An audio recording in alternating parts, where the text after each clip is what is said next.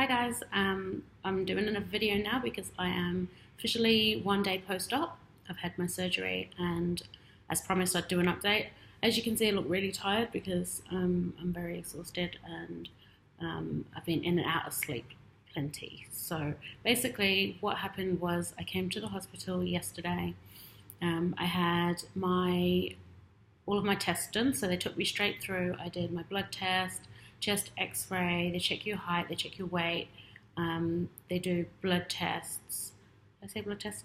They did for me a mammogram. They might not do that for everyone, but for me they wanted to have one. I don't know, it's probably due to my age. So they took me through for that, and then after that I waited in the waiting room, and then we had the consultation with the surgeon and talked through what size implants I wanted and what look I was going to get, and sorry about that. Talked through what type of implants they were, and what he recommended, and that was that I needed a lift, and that he wanted to do a reduction on one side to level things out, but also might need to put in two different size implants to make things sit at the right place and be even. He did advise, just like any surgeon, that they're never going to be perfect.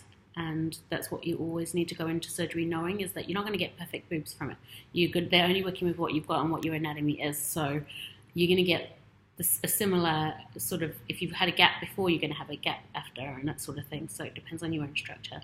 So I was aware of that. I just wanted better than what I had.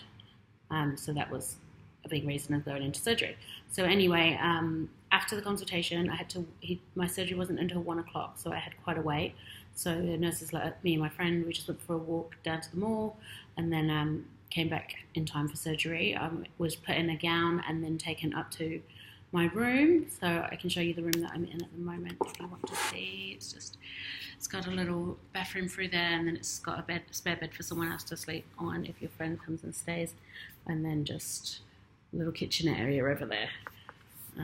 So they brought me up to the room, and then I was waiting in this room for about, let's just say it wasn't until 2 o'clock at least when they came to get me for surgery. So it was a little bit later than I was expecting, but I guess something else might have taken precedence in the meantime, I'm not sure. So they came and got me, took me out of here in a wheelchair, and then took me down to another room where they put me on another bed. And then I waited, and the anaesthetist came in and talked to me about what they would be doing and how they would be injecting me to make me fall asleep. And then they wheeled me around to the operating theatre, where I slid over onto another operating bed, and that was when it got really nerve-wracking. So I can imagine if you're a nervous person or you're very anxious, you just need to bear in mind that it is going to be quite scary climbing onto that bed, because when you look up, there's all these bright lights, and it looks like an operating theatre from a movie. You know, it's an operating room.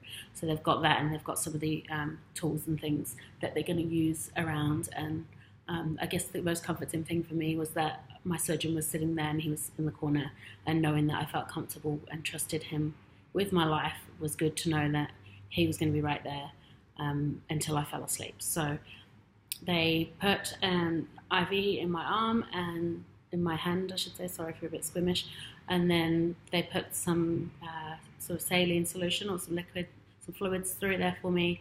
And then my surgeon came over, and he was really lovely, and he took my hand and he was stroking the top of my hand to make me feel comfortable while they put the gas mask on, and I drifted off to sleep. I don't remember anything after that, of course, so luckily I didn't wake up during surgery. I woke up and I was back in this room. So they'd brought me down, and I was in this gown, and they'd already wrapped me up. So I'm not sure how long I was out, but the surgery itself, I think he took about 7 hours doing my surgery. So I'm in these bandages now. You can't see much, sorry, ignore the Milo stain. But there we go.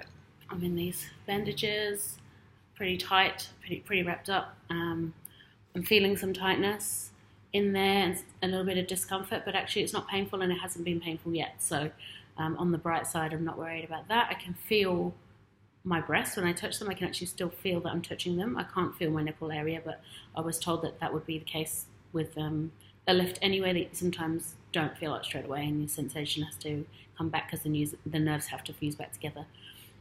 So as far as that goes, I'm fine. When I came out and I actually came around, I was really dazed. I was definitely not my normal self and babbling and talking nonsense. I wanted to send a text to my partner straight away just to let him know that I was okay, but I couldn't even get the Wi-Fi password information into my phone, so it really wasn't coherent at all. That was partly due to the fact that they put me on pretty strong drugs. I was on an IV with morphine in it, so I think that was making me spacey, and I just kept falling asleep and waking up and falling asleep and waking up.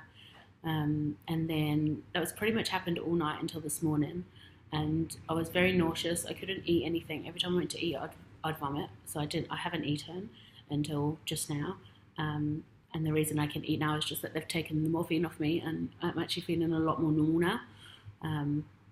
I guess in the beginning it was needed, and it probably did help heaps, but now I don't have it. I'm starting to feel like a human again. They gave me a catheter, so I didn't have to go to the bathroom. That's come out now as well, so now I can get up and move around, which is great. They put in some drips, and if you're a bit squeamish, don't look, but this is what they look like. There's these things to drain any blood out of the cavity that's still left in there. I've got one on each side. So I get those drains are going to come out tomorrow. Apparently that part's quite painful, so I'm not looking forward to that, but they'll come out tomorrow, and then I can go home, hopefully. If everything's looking good, then they'll keep me strapped up. I'm supposed to be in this now for another 5 days, for 5 days in total, so another few days, and then he'll come back, I'll come back, and he'll do a checkup then, and decide whether he needs to wait or take the stitches out later down the line. So I just wanted to do a quick video for you today. I'm a bit tired, as you can see. I'm quite drained. I've drank plenty of water, and the last meal that I had, I managed to actually eat half of it, so that was progress already. And they bring in your painkillers, and you need to have anti-inflammatories. I had an anti-nausea as well because of my vomiting. They put an antibiotic into your arm every so often, and muscle relaxers as well. So there's different types of medication that they give you while you're here. The nurses are lovely, absolutely amazing. So if you need anything, I mean, I've got a wee button here. You just push it and they'll come in and they'll help you. They'll help you go to the bathroom if you need it. They'll come in. They came in this morning and they put a cold wet cloth across my chest and put baby powder on and helped me to feel really fresh and clean as much as you can. And they'll come in and bring your food in for you, and they'll check your temperature and your blood pressure every so often. So I mean, someone comes in, I'm surprised they haven't come in already, but someone comes in almost every 10 minutes. So you get used to people popping in and out and asking you if you're okay and if you need anything. So even if you don't push that button, just be comfortable in knowing that if you fall asleep, someone is checking on you. And that was important for me, especially times like this. My friend's now gone back to the hotel, so it's nice to know that someone's going to keep coming and checking on me in the night. She was amazing. My friend was absolutely amazing, and I couldn't say that anymore. If you can have someone with you, that's wonderful, because if you have someone there like her, they'll be really helpful. They can do things like plug in your phone charger where you can't bend down to do it yourself, and pour you glasses of water, and they'll make you get up and walk around a bit when you probably should be doing it a little bit more than you otherwise would.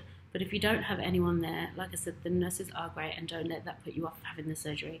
It is good to have support, but if you don't, then there's plenty of support within PPSI itself. So like I said, I'll leave it there anyway, and I'll talk to you guys again hopefully tomorrow.